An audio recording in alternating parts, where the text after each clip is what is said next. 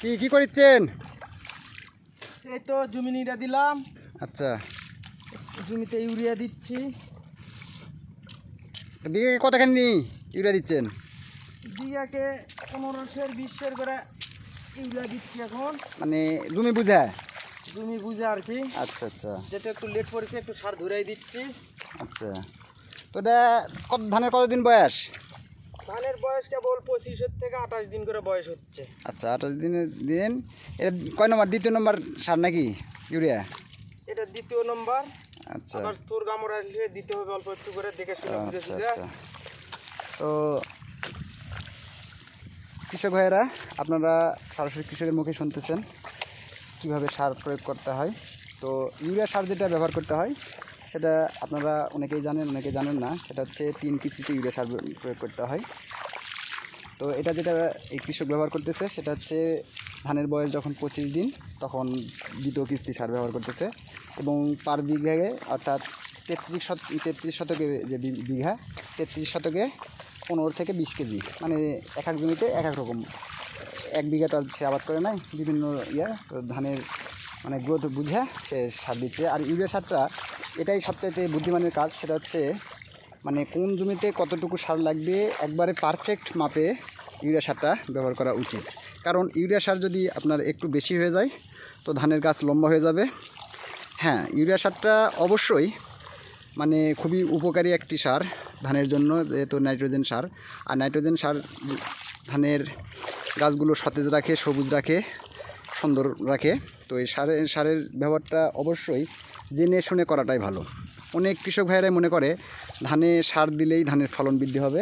তো ধানের ফলন বৃদ্ধি করার জন্য অবশ্যই আপনাকে সময় মতো ধানে ওষুধ বা মানে পরিচর্যাটা কমপ্লিট করতে হবে। সময়ের কাজ সময়ে করতে হবে। এক কথায় আপনি যখন ধানের মানে 8 থেকে 10 দিনের মধ্যে প্রথম কিস্তিটা বা 15 দিনের মধ্যে প্রথম কিস্তি ইউরিয়া সারটা দিয়ে দেওয়া লাগে, এবং সেই কৃষক অবশ্যই দিয়েছে, তার সাথে কথা বলছি। এবং দ্বিতীয় কিস্তি সার এখন সে দিচ্ছে, এবং তার মুখে শুনলেন তৃতীয় কিস্তি সার কাইস্তর আসার আগ মুহূর্তে মানে অল্প করে যে সারটা অবশিষ্ট সার থাকতেছে, যা ইউরিয়া সারটা ব্যবহার করার পরে সেই সারটা সে ব্যবহার করবে। তো এইভাবে যদি আপনি ইউরিয়া সার বা যে কোনো সারই এক কথায় যদি আপনি জমিতে প্রয়োগ করতে পারেন তাহলে আপনার ধানের ফলন অবশ্যই বৃদ্ধি পাবে। ধানের ফলন বৃদ্ধিতে ইউরিয়া সারের প্রয়োগ মানে অপরিহার্য। কারণ ইউরিয়া সার নাইট্রোজেন সার, আর নাইট্রোজেন ছাড়া ধানের গাছ কখনোই আপনি সতেজ করতে পারবেন না। তো ধানের গাছ সতেজ করার জন্য অবশ্যই আপনাকে ইউরিয়া সার ব্যবহার করতে হবে। আর এই সময়টা আপনার পানি সেচের যে ব্যাপারটা আছে, অনেকে মনে করে জমিতে অধিক পরিমাণে পানি রাখলেই ধান ভালো থাকবে। না, এই অবস্থায় ধানের কুশি বৃদ্ধি হবে।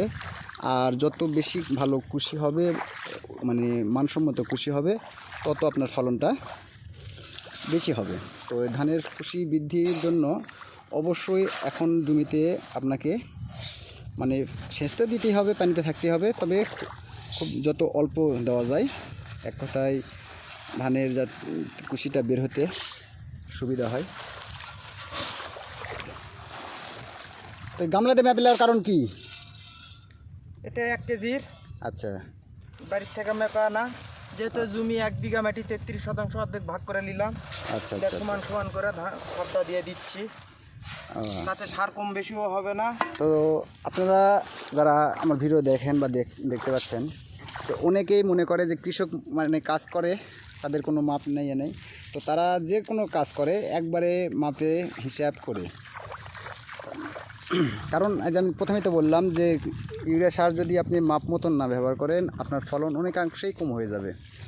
পার বিঘায় 3 থেকে 4 মণ 5 মণ ধান কম হতে পারে। আর যদি আপনার জমিতে ইউরিয়ার পরিমাণটা বেশি হয়ে যায় তাহলে কিন্তু মানে ফলন নাই বললেই চলে। কারণ ইউরিয়া সার যদি একটু বেশি হয় ধান লম্বা হবে।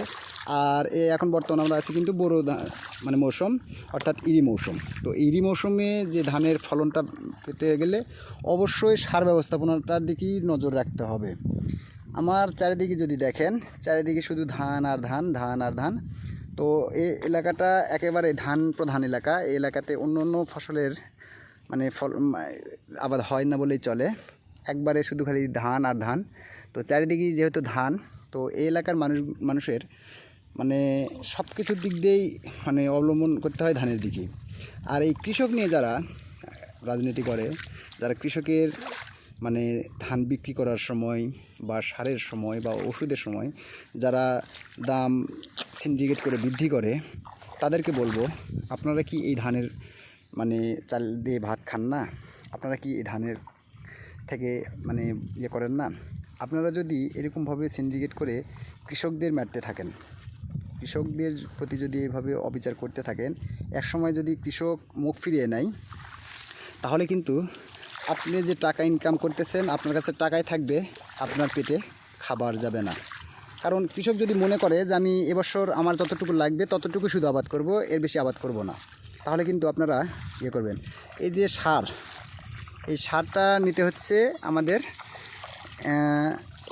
1050 করে হচ্ছে সরকারি রেট, আর আমাদের রিসিভ করে কাটা দিচ্ছে 1050 টাকার, কিন্তু তারা দাম নিচ্ছে ডিলারেরা 1400 টাকা বা 1350 টাকা এরকম, মানে যার থেকে যেরকম ঝাড়তে পারে আর কি।